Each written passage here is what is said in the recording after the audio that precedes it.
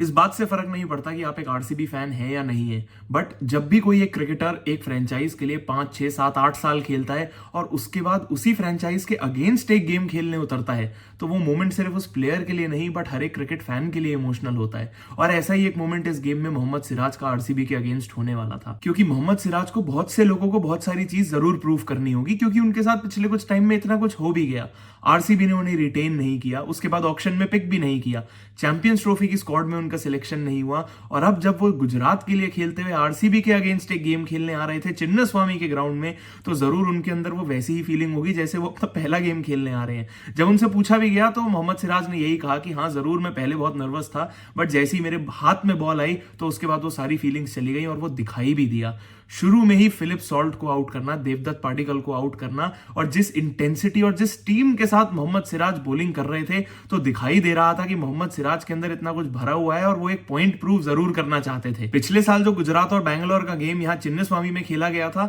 वहां पर भी जब मोहम्मद सिराज आरसीबी से खेल रहे थे तो उस गेम के मैन ऑफ द मैच थे। इस बार जब उन्होंने साइड बदल ली और वो गुजरात के लिए खेल रहे थे, तो गुजरात ने आरसीबी को हराया और मोहम्मद सिराज एक बार फिर से प्लेयर ऑफ द मैच बने अपनी 3 विकेट्स की वजह से। गुजरात टाइटंस के पास इतने सारे बॉलर्स हैं इस सीजन, इतनी हैवी बॉलिंग है उनकी, कि मैं बस देखने के लिए एक्साइटेड था शुभमन गिल किसको कैसे यूज करेंगे, क्योंकि excess of everything can be bad but it can benefit you also. और शुभमन गिल ने अब तक इस सीजन सिर्फ अपने बॉलिंग चेंजेस से इंप्रेस ही किया है, क्योंकि पिछला गेम जो गुजरात ने मुंबई के अगेंस्ट खेला था, वहां पर शुभमन गिल ने प्रसिद्ध कृष्णा को 10 ओवर के बाद इंट्रोड्यूस किया था, और वहां पर प्रसिद्ध कृष्णा ने अपने पहले 2 ओवर में शायद सिर्फ 7 ही रन दिए थे। तिलक वर्मा को आउट किया था, सूर्य कुमार यादव को आउट किया था, और गुजरात के लिए गेम एकदम सील करके उनको पहले 2 पॉइंट्स इस टूर्नामेंट में दिलवा दिए थे। अब इस गेम में शुभमन गिल ने मोहम्मद सिराज और अरशद खान से बॉलिंग स्टार्ट करवाई, उसके बाद प्रसिद्ध कृष्णा को इंट्रोड्यूस किया, फिर ईशांत शर्मा से भी बॉलिंग करवाई, और पहले 10 ओवर में सिर्फ फास्ट बॉलिंग करवाई। स्पिनर्स उन्होंने अगले 10 ओवर के लिए बचा रखे थे, और वो दोनों स्पिनर्स ऐसे हैं साई किशोर, राशिद खान, कि आप एक्सपेक्ट करोगे कि वो अपने पूरे 8 ओवर डालेंगे।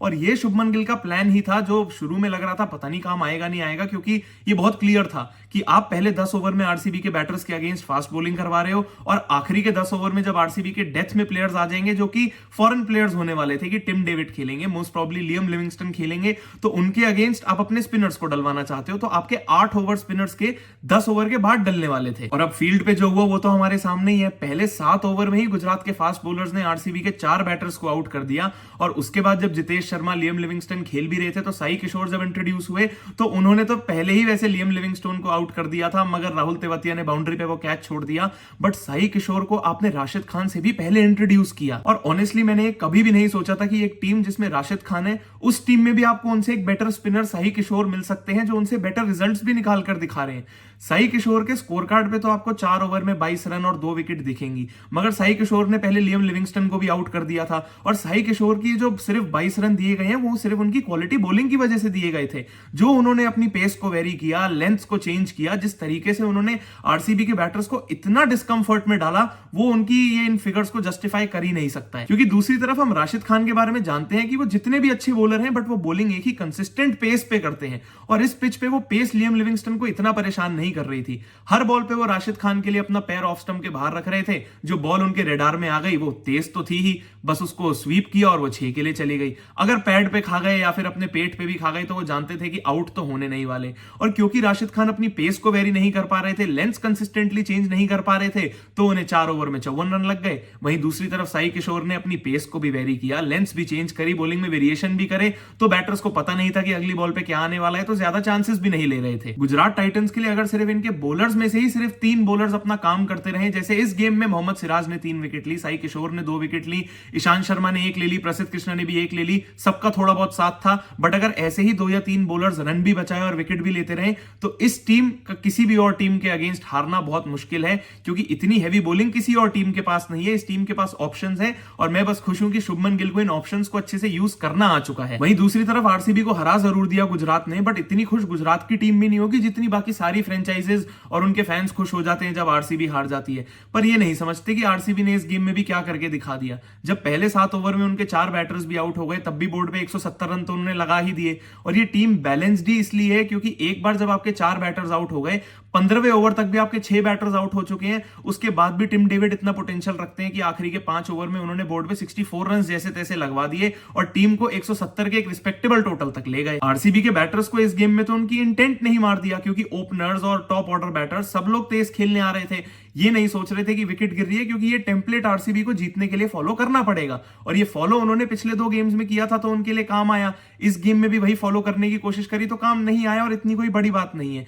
बट आरसीबी को एटलीस्ट चिन्नस्वामी में खेलकर जीतना शुरू करना पड़ेगा, क्योंकि आप अवे गेम्स में अच्छा कर रहे हैं, बट आपके 7 गेम्स तो चिन्नस्वामी में ही है, और वो मेजोरिटी ऑफ द गेम्स आप खेलोगे जब टूर्नामेंट खत्म होने वाला होगा, जब टूर्नामेंट का सेकंड फेज स्टार्ट हो चुका होगा। और उस टाइम पे तो सिर्फ आरसीबी नहीं, सारी टीम सिर्फ पॉइंट्स के लिए दौड़ रही होती है और अपना पूरा जोर लगा रही होती है। तो आरसीबी या तो अवे गेम सारे जीत जाए कि एंड में आते आते आपको सारे गेम्स जीतने की जरूरत ना हो, बट क्योंकि आपके सारे गेम्स बाद में चिन्नस्वामी में ही है, तो आपको वो विनिंग मोमेंटम लेके ही तो प्लेऑफ्स में जाना होगा अगर आप पहुंचते हैं तो। आरसीबी इस गेम से सबसे बड़े पॉजिटिव यही ले सकती है कि अगर आपका टॉप ऑर्डर फेल हो गया तो उसके बाद भी टिम डेविड फॉर एग्जांपल अगर डेथ में थोड़े लंबे ओवर्स के लिए भी खेलने को उनको अपॉर्चुनिटी मिल गई, तब भी उन्होंने ये दिखा दिया कि वो आखिरी ओवर तक खड़े होकर आपकी टीम के लिए कंट्रीब्यूट कर सकते हैं। वहीं दूसरी तरफ लियम लिविंगस्टन के 40 बॉलों में 50 रन उनकी इमेज तो जस्टिफाई करते नहीं है, पर फिर भी लियम लिविंगस्टन ने बैटिंग वैसी करी जैसी टीम को जरूरत थी, जैसी गेम की सिचुएशन थी। ये मैं पर्सनली अब तक नहीं समझ पाया हूं कि लियम लिविंगस्टन स्पिन बेटर खेलते हैं या पेस बेटर खेलते हैं।